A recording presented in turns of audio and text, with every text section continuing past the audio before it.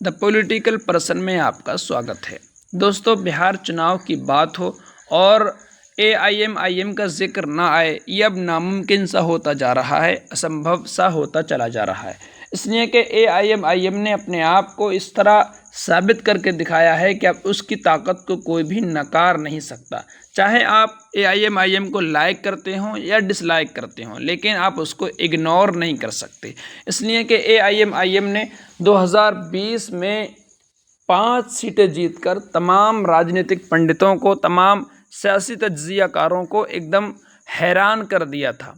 AIM ने 5 सीटें बड़ी मेहनत के साथ, बड़ी मुश्किलात के साथ और पूरे दमखम के साथ जीती थीं।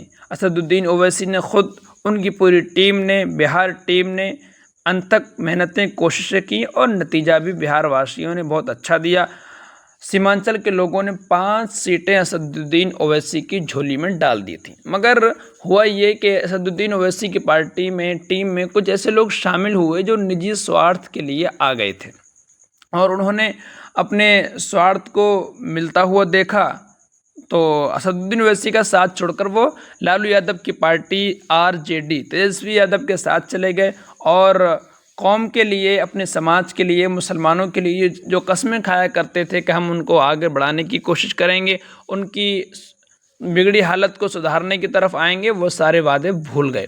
इसी तरह से एक टीम वो भी थी जो अपने स्वार्थ के लिए आना चाहती थी, स्वार्थ के लिए आई थी, लेकिन उनका स्वार्थ पूरा कहीं ना कहीं नहीं हो पाया, तो उन्होंने एआईएम से बगावत करने की भी कोशिश की थी। इसी फहरिस्त में एक नाम था अब्दुल्ला सालिम चतुर्वेदी, जो एक मशहूर ख़तीब हैं और बिहार में बल्कि पूरे देश में जाने जाते हैं।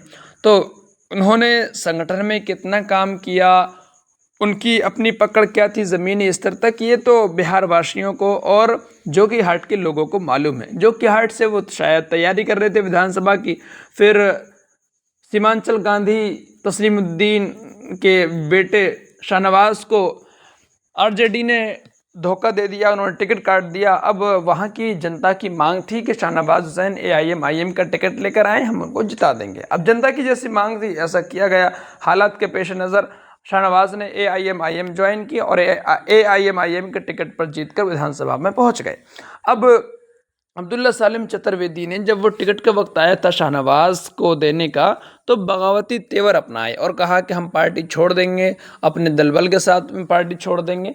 बाद में उन्हें समझाया गया, गैरत दिलाई गई, जो भी है, और उन्होंने कहा कि अब हम पार्टी के साथ ही रहेंगे।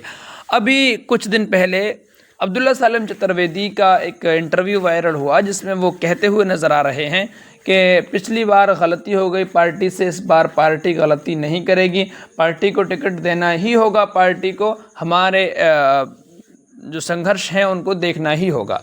मगर वो भूल गए कि असदुद्दीन ओवैसी जो हैं, असदुद्दीन ओवैसी की जो पार्टी है, वो किसी के दबाव में काम नहीं करती है।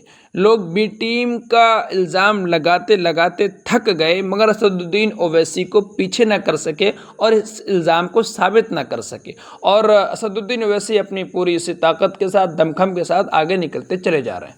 अब इसका नुकसान क्या है दोस्तों?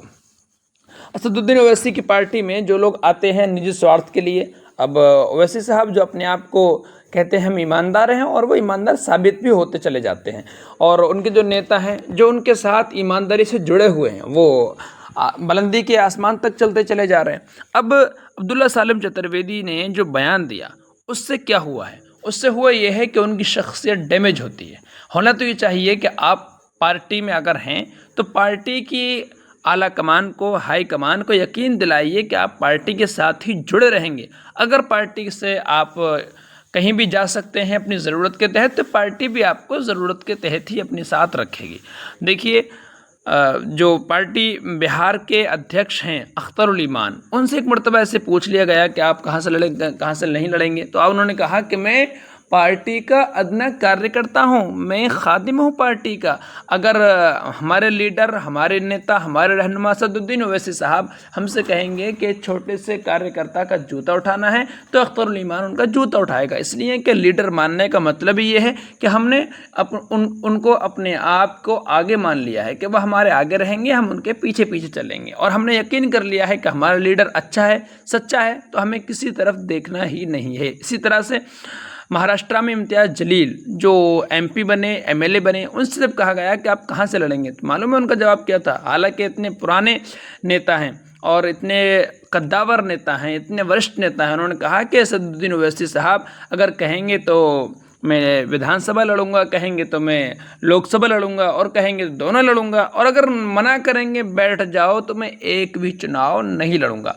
अब्दुल्ला सलीम चतुर्वेदी ने अपने आप को ये कह कर के पार्टी को देना ही होगा और जावेद अख्तर मुफ्ती हैं उनको देना होगा, इस तरह से अपनी शख्सियत को डैमेज कर लिया है। और मुझे लगता है कहीं ना कहीं उन्होंने अपने टिकट का जो कटने का रास्ता था वो साफ कर दिया है। इसलिए कि टिकट जो दिया जाता है, पार्टी उसमें समीक्षा करती है, तज्जिया करती है कि आपने सदस्यता अभियान में, मेंबरशिप प्रोग्राम में कितने लोगों को पार्टी से जोड़ा है।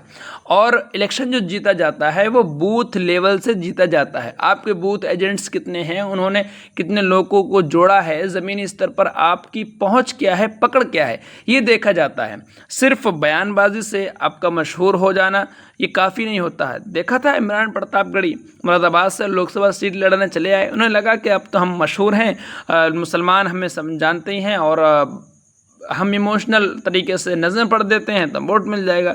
लेकिन इमरान प्रतापगढ़ी को ओनली 50,000 वोट मिले थे, किसमें, लोकसभा में, जहां पर 4-4 लाख वोट लेकर लोग जीत दर्ज करते हैं। इसी तरह से अब्दुल्ला सलीम चतुर्वेदी को चाहिए था कि वो असदुद्दीन ओवैसी के साथ निष्ठा दिखाते और कहते कि हमारे बैरिस्टर हैं, हमारे नेता हैं, लीडर हैं, हमारे कायद हैं, अगर वो मुनासिब समझेंगे तो हम लड़ेंगे, अगर वो मुनासिब नहीं समझेंगे, टिकट नहीं देंगे तो हम पार्टी के साथ रहेंगे, पार्टी का काम करेंगे। इसलिए कि जनता का काम करने के लिए, आगे बढ़ने के लिए ज़रूरी तो है नहीं कि हम विधायक ही बने, बगैर विधायक बने हुए काम किया जा सकता है। उसकी मिसाल आदिल हसन है जो पिछले लंबे समय से असदुद्दीन ओवैसी साहब की पार्टी से जुड़े हुए हैं।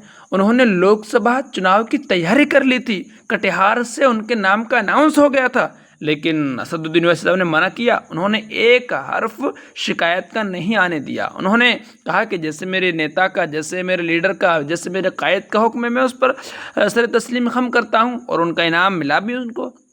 पहले उनको बिहार का यूथ अध्यक्ष बनाया गया और फिर असदुद्दीन ओवैसी ने उनकी निष्ठा देखी, उनकी ईमानदारी देखी, पार्टी के लिए उनकी वफादारी देखी, तो उनको कौमी तर्जमान, राष्ट्रीय प्रवक्ता, नेशनल स्पोक पर्सन बना दिया उनको। और देखिए आज उनकी क्या पहचान है।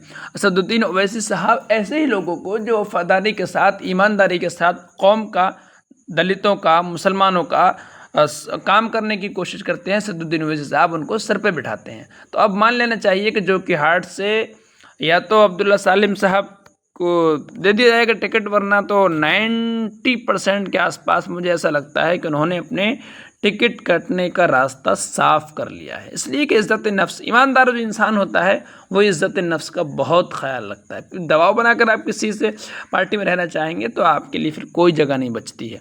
अब ये देखना होगा कि पार्टी अब्दुल्ला सलीम चतुर्वेदी को इस बार टिकट देती है या फिर किसी नए चेहरे को आती है। इसी की तरफ इशारा करते हुए अख्तरुल ईमान ने कहा, अख्तरुल ईमान से कोई सवाल किया गया तो उन्होंने बताया कि ऐसा नहीं है कि किसी एक शख्स को ही टिकट दिया जाएगा, और लोग भी तैयारी करते रहते हैं, और जो लोग भी पार्टी से टिकट लेना चाहेंगे, लड़ना चाहेंगे, उनसे अहद पैमान लिया जाएगा, उनसे एक रोका लिया जाएगा कि आपको टिकट मिलेगा तब भी, नहीं मिलेगा तब भी आप पार्टी का साथ नहीं छोड़ेंगे। अपने पार्टी के उसूल और ज़ाब्ते अखलाक को सामने में रखा है कि जो भी उम्मीदवार होंगे वो फॉर्म भरेंगे और उनसे ये अहद व पैमा लिया जाएगा। पार्टी ने मुनासिब समझा तो टिकट देगी और मुनासिब नहीं समझा तो टिकट नहीं देगी। अगर जिनको टिकट नहीं दिया और वो अपनी जगह पार्टी पे कायम रहा, ऐसे ही लोग हमारे साथ चलने के लायक है। वरना नहीं, अगर ऐसा है कि साहब इमामत मिले तो हम नमाज पढ़ेंगे और इमामत न मिले तो मस्जिद से बाहर हो जाएंगे, तो ऐसे लोगों को पार्टी की जरूरत नहीं है। आप उनको क्यों कर रहे हैं? पिछले दिनों से हमारे कई लोग तैयारी कर रहे हैं। फैसल आमिर तैयारी कर रहे हैं, खुसरू तैयारी कर रहे हैं, शकील तैयारी कर रहे हैं, यहाँ वकार तैयारी कर रहे हैं, राशिद खलील तैयारी कर रहे हैं। इस तरह की एक